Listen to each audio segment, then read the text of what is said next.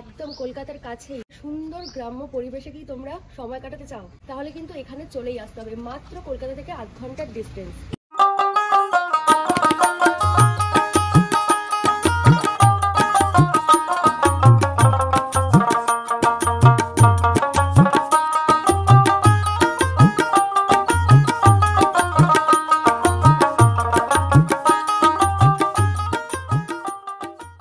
আমরা 365 days complete করেছি বানিয়া কুটিরের।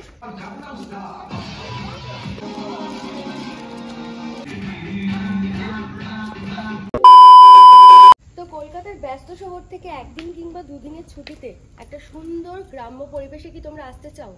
মাত্র 8 ঘন্টার দূরত্বে একটা সুন্দর রিসর্টের আজকে সন্ধান দিতে তোমাদের চলেছি। রিসর্টটার নাম হচ্ছে বন্যা কুটির। চলো, সমস্ত ডিটেলস ভিডিওর মধ্যে থাকছে, ভিডিওটা পুরোটা দেখতে থাকো, সঙ্গে থাকো। চলো।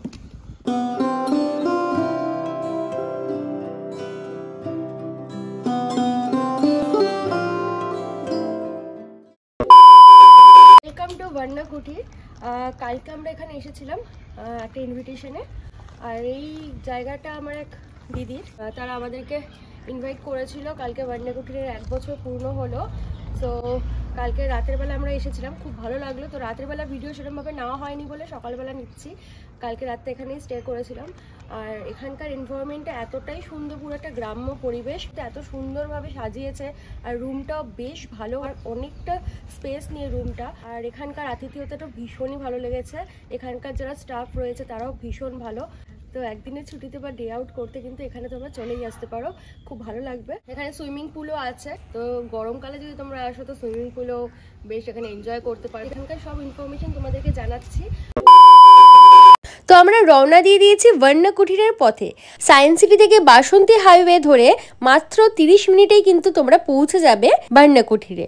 আমাদের যেতে যেতে অনেকটাই রাত হয়ে গেছিল। আর রাস্তাটা দেখেছো, একটা বেশ থ্রিলিং ব্যাপার কিন্তু সকালবেলা কিন্তু এই রাস্তাটা অপূর্ব সুন্দর লাগে দেখতে। তো যাই হোক, সুন্দর রাস্তা ধরে বাইক রাইড করে আমরা পৌঁছে গেলাম বন্যা কুটিরে। তো এসেই তো সবার সঙ্গে দেখা হয়ে গেল। এই হচ্ছে আমার এক দিদি, আর এটা হচ্ছে একটা দাদা, আর এটা হচ্ছে দাদার ওয়াইফ। এদের সঙ্গে আমাদের প্রথমবার আলাপ হলো, বাট খুব ভালো লেগেছে। আমরা এত সুন্দর এনজয় করেছি, মনেই হয়নি যে ফার্স্ট মিট আপ ছিল আমাদের। আর রাতের বেলার বন্যা কুটিরের ভিউটা কিন্তু এই রকম ছিল।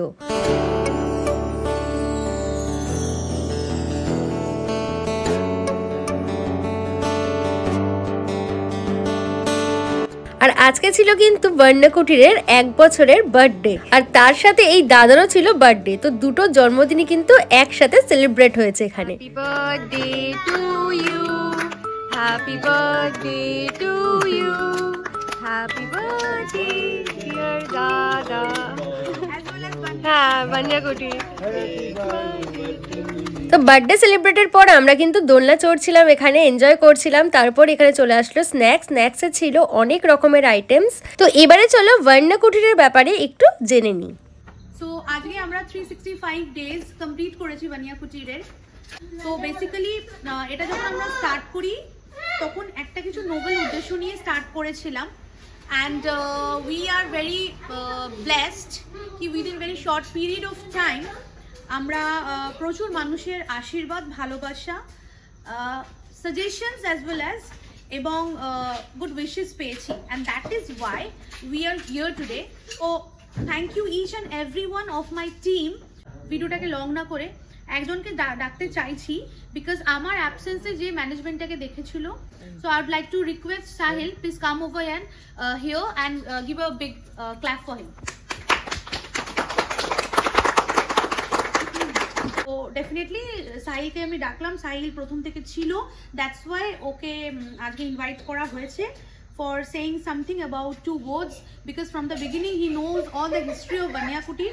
যখন কিছুই ছিল না তখন থেকে ও ছিল। যেহেতু বললাম যে আমাদের ভীষণ নিজেদের মধ্যে আজকে প্রোগ্রামটা, বিকজ আমরা এই পুরো মোমেন্টটাকে নিজেরা এনজয় করতে চাইছি। আমি একটু শোভন আর পম্পাকে ডাকবো এখানে। গেস্ট তো ডেফিনেটলি, বাট মানে ওরা আমাদের ভাই বোনই হয়, আমার হাজব্যান্ডের ভাই এবং আমার সিস্টার ইন ল। আমি তোমাদের থেকে দুটো লাইন শুনতে চাইছি। আমার দিদি ভাই, আমরা দেখতাম ফেসবুক হোয়াটসঅ্যাপে বানিয়া কুটিরের যে গেস্টরা আসছে, এনজয় করছে, তো আমি ওকে একদিন বলেওছিলাম যে একদিন যাবো দিদি ভাইয়ের ভান্ডা কুটিরে গিয়ে ঘুরে আসবো। তো যাই হোক সেই সুযোগটা আজকে হোপফুলি পেলাম, এবং দিনটাও একটু ইম্পর্টেন্ট, দাদার জন্মদিন প্লাস ভান্ডা কুটিরও জন্মদিন, তো দুটো জন্মদিনই একসঙ্গে সেলিব্রেট হয়ে গেল। এবং আমরা এলাম 6টার সময়, আসতে পারিনি যদিও, একটু লেটই হয়ে গেছে আমাদেরও, কিন্তু এসে ভীষণ ভালো লাগছে, এখনো অবধি দারুণ এনজয় করছি।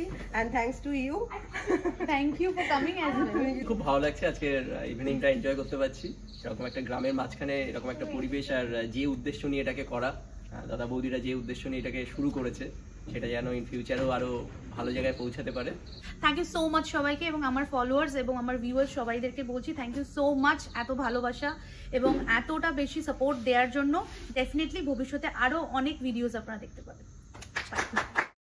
তো ভান্ডা কুটিরের ব্যাপারে তো তোমরা জানতেই পারলে।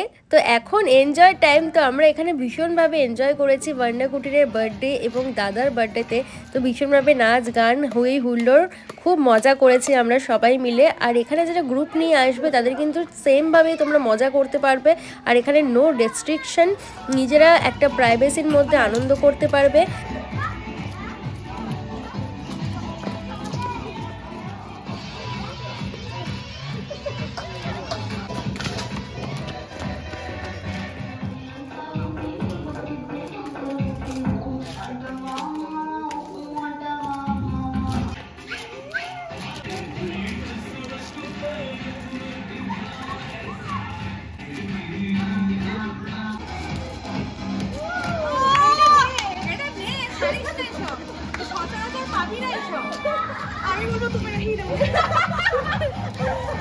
তো অনেক রাত অবধি কিন্তু আমরা নাচ গান আড্ডা দেওয়ার পর চলে এসেছি ডিনার করতে। ডিনারে প্রচুর আইটেমস ছিল, যেটা গুণে শেষ করা যাবে না। চিকেন, মাটন, 3 রকমের ফিশ, ডাল, পনির, চাটনি, পাঁপড়, পায়েস, মিষ্টি, মানে কিছু বাকি নেই। আর রান্নাবান্না ভীষণ ভালো এখানকার। তো খেয়ে দিয়ে আমরা রুমে চলে এসেছি। রুমে ঢুকতেই আমার চোখে পড়লো এই ওয়ালটা, এত অপূর্ব লাগছিল যে কি বলবো। রুমটার মধ্যেও এত সুন্দর একটা গ্রাম্য ছোঁয়া রয়েছে, আর এত সুন্দর আর্ট করা রয়েছে দেওয়ালের মধ্যে, খুবই ভালো লেগেছে। আর বাথরুমটা একদম নিট অ্যান্ড ক্লিন, গিজারও রয়েছে। আর রুমের মধ্যে রয়েছে একটা সুন্দর আয়না, যেটা খুবই প্রয়োজনীয়। সো গুড মর্নিং, সকালবেলার ভিউটা দেখো, রুম থেকে জাস্ট বেরিয়েই এরকম সুন্দর একটা ভিউ। তো সকালবেলাও একটুখানি তোমাদের রুমটা দেখিয়ে দিচ্ছি, দেখো এত সুন্দরভাবে সাজানো, সত্যি মনে হচ্ছে যেন একটা গ্রাম্য পরিবেশে আমরা চলে এসেছি। এত সুন্দর, এত যত্ন নিয়ে তৈরি করেছে যে কি বলবো। এখানকার যে কারুকাজগুলো দেখছি আমরা, এত সুন্দর লাগছে। সত্যি বলছি, তোমরা যারা এখানে আসবে তারাই এই ফিলটা পাবে। তো এখানে রয়েছে মোট 5টা রুম, নিচে একটা রুম রয়েছে, ফার্স্ট ফ্লোরে রয়েছে 3টে রুম, আর একদম ওপরে রয়েছে একটা রুম।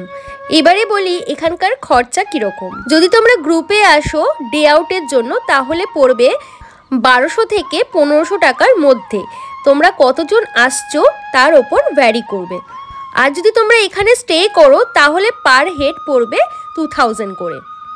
আরও ডিটেলস জানার জন্য আমি এখানকার কন্ট্যাক্ট নাম্বার ডেসক্রিপশন বক্সে দিয়ে দেবো, অবশ্যই ফোন করে নেবে। আমি তো বলবো এই জায়গাটায় একবার মাস্ট ভিজিট। আমার এত ভালো লেগেছে, এখানকার এনভায়রনমেন্টটা এত সুন্দর, তোমরা নিজেরাই দেখতে পাচ্ছ যে কলকাতা থেকে মাত্র 30 মিনিটস দূরত্বে এত সুন্দর একটা গ্রাম্য পরিবেশ। শহরের কোলাহল থেকে কিছুক্ষণের জন্য রিল্যাক্স করার মতো এত সুন্দর একটা জায়গা শহরের কাছেই। তো দেরি না করে অবশ্যই এখানে ফোন করো, বুকিং করো আর চলে আসো। জায়গাটা যেরকম সুন্দর, আর এখানকার মানুষগুলো কিন্তু সেরকমই সুন্দর আর সেরকমই সহজ সরল। খুব ভালো লাগবে এখানকার স্টাফদের বিহেভিয়ার। আর এই ব্যাপারটা আমার ভীষণ ভালো লেগেছে যে সুইমিং পুলের সামনেও কিন্তু এত সুন্দর একটা চিত্র এখানে রয়েছে, যে এই জায়গাটাতেও কিন্তু সুন্দর একটা গ্রাম্য ফিল তোমরা পাবে। আর সুইমিং পুলের সাথেও কিন্তু ওপরে রয়েছে শাওয়ার, আর পাশেই রয়েছে ওয়াশরুম। তো সব রকমের সুব্যবস্থা কিন্তু এখানে রয়েছে। এখন আমরা কথা বলবো বন্যকুটিরের একজন স্টাফ, ঝর্ণাদি। নমস্কার, আমি ঝর্ণা মাল। আমি বান্যাকুটিরে কাজ করি। এখানে চারিপাশে আদিবাসী আছে। এখানে শহরের মতন কোনো প্রকৃতি পাবে না। এখানকার গ্রাম একটা টাইপের গ্রাম পরিবেশের। আমরা এখানে যে জায়গাটা বান্যাকুটিতে আছে, এটা গ্রাম পরিবেশ। সবাই আসবেন এখানে বান্যাকুটিরে, নমস্কার, টাটা টাটা। তো ঝর্ণাদির সঙ্গে তো আলাপ করালাম, উনি কিন্তু জায়গাটা দেখভাল করে পরিবার নিয়ে, আর খুবই সহজ সরল একটা মানুষ, খুবই ভালো। তো এই জায়গাটা কিন্তু মাটির উনুনে এখানে রান্না বান্না হয়, এই উনুনেই রান্না হয়, তাই তো? হ্যাঁ, এই উনুনে রান্না হয় আমাদের। বাহ, জ্বালানির কাঠ এগুলো। দারুণ। শহরে কিন্তু এরকম দেখা যায় না, কিন্তু শহর থেকে মাটির উনুনে আমরা রান্না করে, যারা মাটির উনুনে খেতে চায় তাদেরকে মাটির উনুনে রান্না করে দিই। বাহ,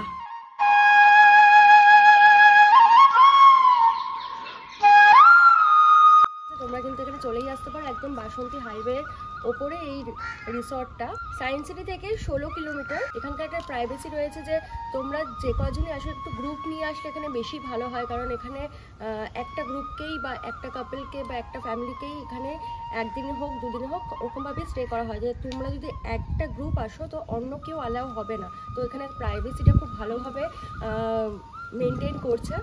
এখানকার অ্যাম্বিয়েন্সটা তো আমার ভীষণই ভালো লেগেছে, আর তো চাইবো সকলে আসো, আর খুব ভালো লাগবে। তো তোমাদেরকে একটা নতুন জায়গার খোঁজ দিলাম, চ্যানেলটা সাবস্ক্রাইব করো, লাইক করো, শেয়ার করো, বন্ধুদের সঙ্গে শেয়ার করো, ঠিক আছে? আর এখানে আসতে হলে কিন্তু নিজস্ব গাড়ি নিয়ে আসাটাই বেটার আমার যেটা মনে হয়, কারণ এখানে ট্রান্সপোর্টের একটু প্রবলেম আছে।